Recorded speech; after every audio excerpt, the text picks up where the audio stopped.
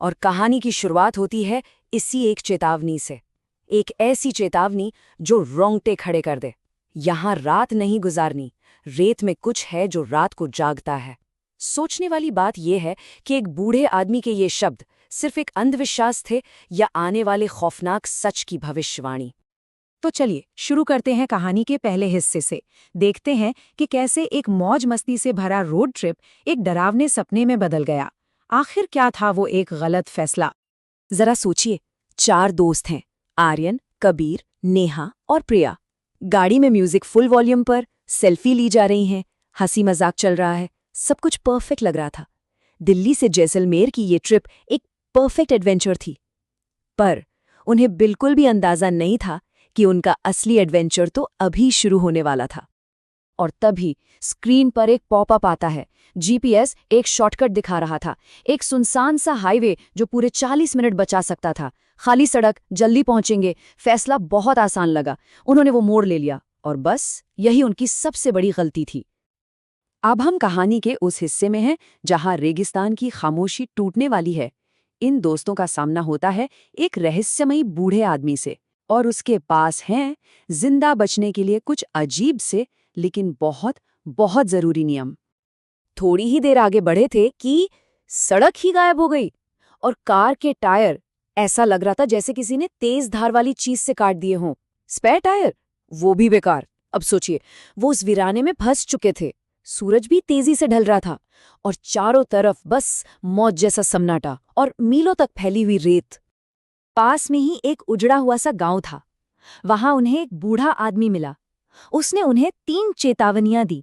ये नियम नहीं थे, ये जिंदा रहने की शर्तें थीं। पहला, सूरज डूबने से पहले निकल जाओ। दूसरा, रेत को अपने जिस्म से मत छूने देना। और तीसरा, सबसे जरूरी, कुछ भी देखो या सुनो, जवाब मत देना।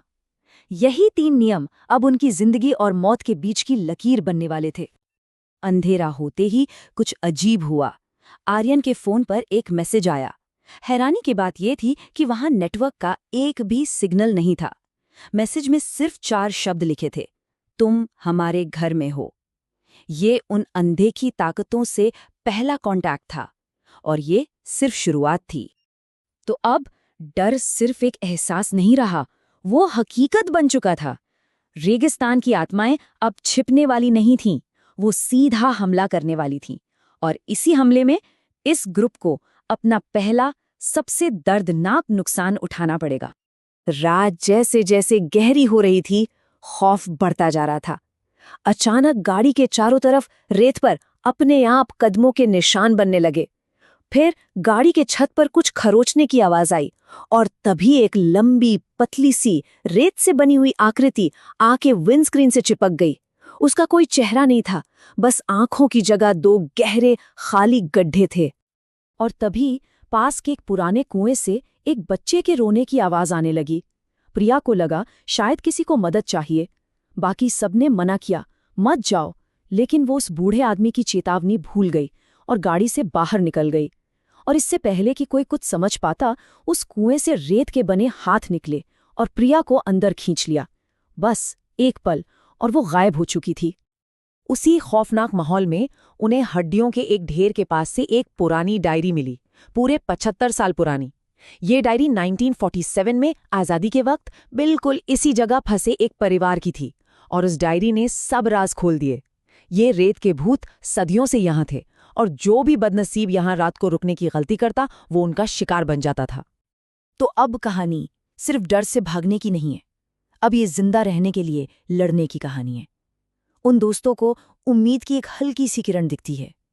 यहां से निकलने का एक रास्ता है, एक ऐसा रास्ता जो किसी हथियार से नहीं बल्कि हिम्मत से पार करना होगा। और अब उनका सामना होता है इस पूरे श्राप के सरताज से, रेतराज, यानी रेत का राजा। वो उन सभी भटकी हुई आत्माओं का मालिक है।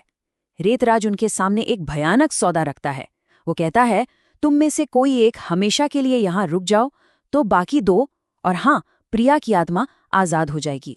लेकिन उन्हें याद आता है उस बूढ़े आदमी की दी हुई एक पुरानी किताब। उसमें एक और रास्ता था, एक मुश्किल रास्ता जिसका नाम था मुक्ति की विधि। इसके हिसाब से अगर वो 3 आध्यात्मिक परीक्षाओं में पास हो गए तो सिर्फ वो लोग ही नहीं बल्कि प्रिया और वहां फंसी हर आत्मा को हमेशा के लिए मुक्ति मिल सकती थी। ये 3 परीक्षाएं थीं।